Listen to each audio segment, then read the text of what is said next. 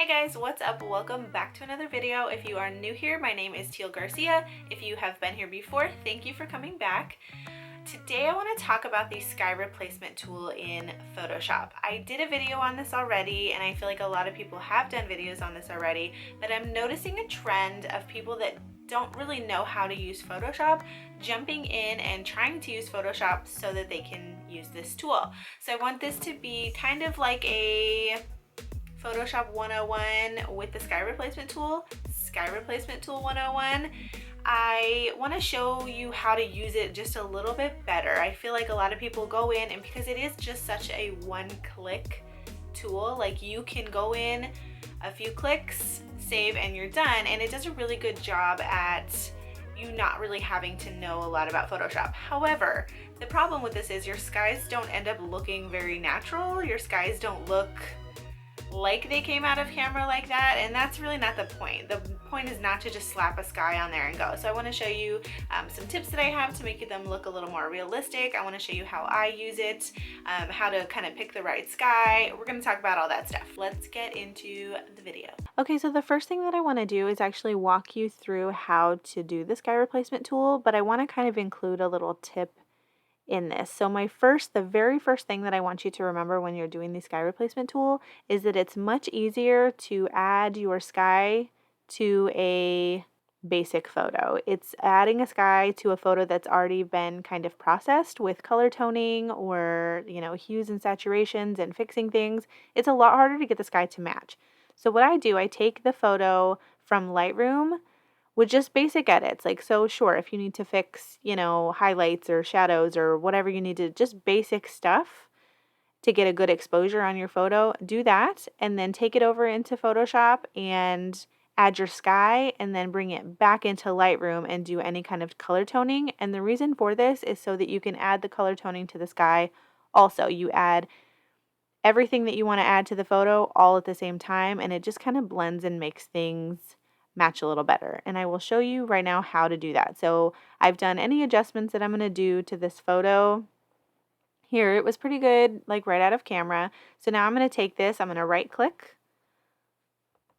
and I'm going to take this into Photoshop just like that. So it's going to take anything I've edited, any changes I've made, and take this over into Photoshop. And here we are. Okay, so from here is where we will apply our sky.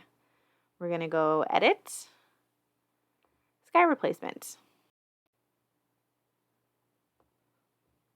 Okay, so now we're just for the sake of this being part of the video, I'm just gonna slap this guy on here, and then I'm gonna show you how to take it back over into Lightroom.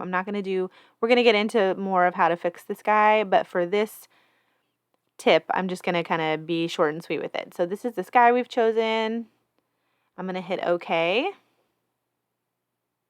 And then from here, to get this back over into Lightroom with this sky on here, you would go up to File, and you would hit Save. And then we'll come back over into Lightroom. And as you can, pay attention down here, your edit will pop up just like that. See? So now from here, this is exactly how it was in Photoshop. From here, we would add any kind of, toning or whatever we want to do to the photo. And it's going to affect the whole photo. You don't have to edit things separately. You can just do it all together. Okay, here we are back in Photoshop, pre-sky overlay for the other part of the video. And I'm going to show you some tips now on how to get your skies to match. So let's go and open up our sky replacement, Edit Sky Replacement. Of course, it's going to pull up the one that we just played with last. Here we are, our sky replacement box is open. If you click on this little down arrow here, it will bring up all the skies. I do recommend adding your own skies to this, and you can do that by clicking this little wheel here, and you go Import Skies from Images, and then you can go in, like I have a folder just full of skies, pictures I've taken of skies. You can go on like Etsy and buy skies, and you just would import them in here, because the problem that I'm seeing a lot too is the sky replacement tool comes with about 20 to 25 skies, and people are just kind of using those skies. So those skies are kind of becoming a little recognizable, like I know that wasn't the real sky because that's the sky from the sky replacement tool. So using your own skies also will make it super realistic and a little more your style instead of just using what they're giving you. Okay, so next, what I want to talk about is matching your skies. So as you can see, this photo was taken, it was taken at about like noon or 1 o'clock, middle of the day. As you can see, you know, as you saw before we added these clouds, there was not a cloud in the sky. So what I'm not going to do for this, I'm not going to add a sunset to this photo because that's not what was happening. I'm not going to go in and add, you know, some epic golden sunset like this. It doesn't match. It's not what was happening. If you did not shoot a photo at sunset, do not add a sunset to the photo. It's as simple as that. So let me go back up to that one. I really liked the one that I had picked. So let's go here. Okay, so this is the sky that I'm going to pick. And as you can see in the sky replacement tool, there's all kinds of stuff to play with. You can shift the bottom edge, you know, where it shifts. So here, I'll show you what I'm trying to imagine how to. So it pulls the edge down. So now we have clouds in the water because we pulled the edge down. But you can do this. You can fade it up a little bit. We already had a little bit of clouds here, so I kind of like the way that looks. It brings back the clouds we already had, and it just kind of adds those to it. You can play with brightness and, you know, bring the exposure down. Warmth. It was a pretty warm, you know, a warm day. So that works. You can play with the scale of things. Like if you look at, see, you need the clouds to be giant. You can flip the sky around the other way. You can do all kinds of things with this. But the next important thing that I want you to note is when you, before you click OK, make sure this output here says new layer. And I'll show you what that means here. So that means it's opened your sky replacement on a new layer, so you can still tweak it more. So how you had all those adjustments that you're able to do in the sky replacement box, you can actually do a lot more edits to your sky just by having these layers open right here. And let me show you what I mean. Okay, and I am trying to keep this simple, but there are a few things that you do need to know how to do in Photoshop, and one of them is about layer masks, and that's all these little white masks here.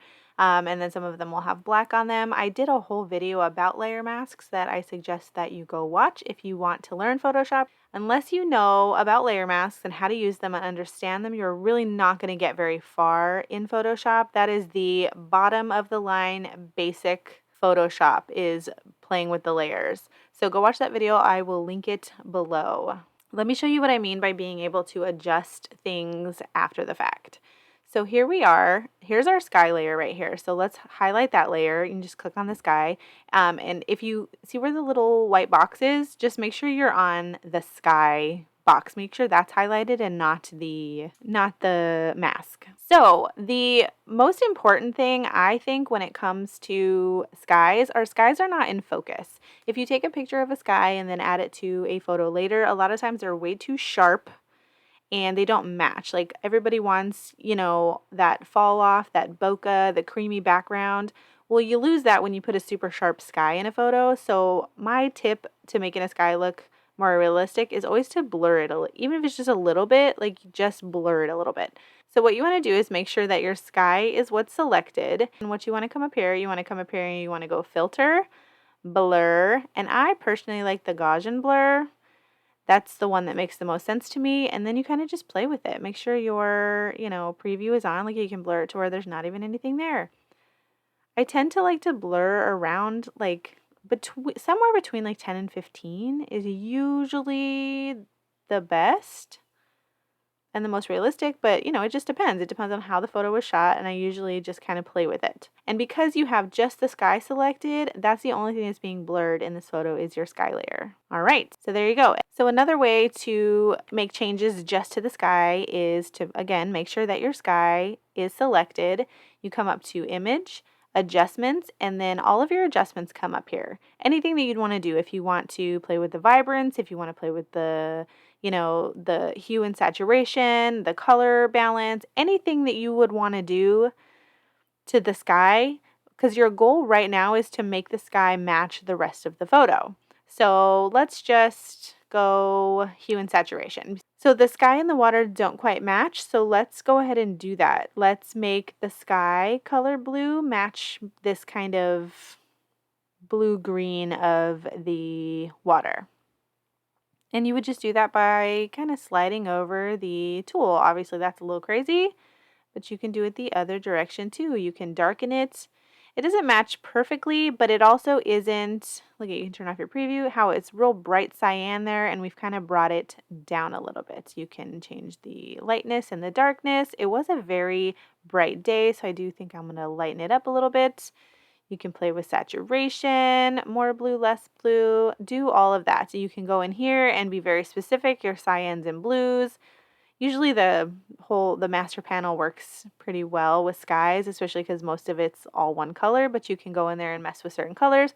But yeah, hit OK. And it only messed with the sky. It didn't mess with the dress that's blue. It didn't mess with the water that's blue. It just messed with the sky. So keep that in mind too. Play with things in your, the adjustment bars. Play with all that stuff and make your sky match your photo.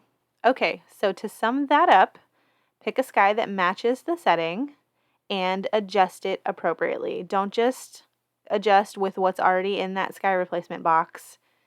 Select your sky and do your own custom adjustments to make it match as good as you can.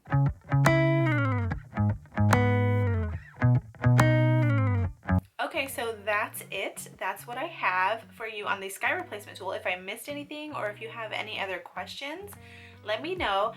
Now, I don't always add a sky to my photos. Sometimes a white sky, that's just how it was that day.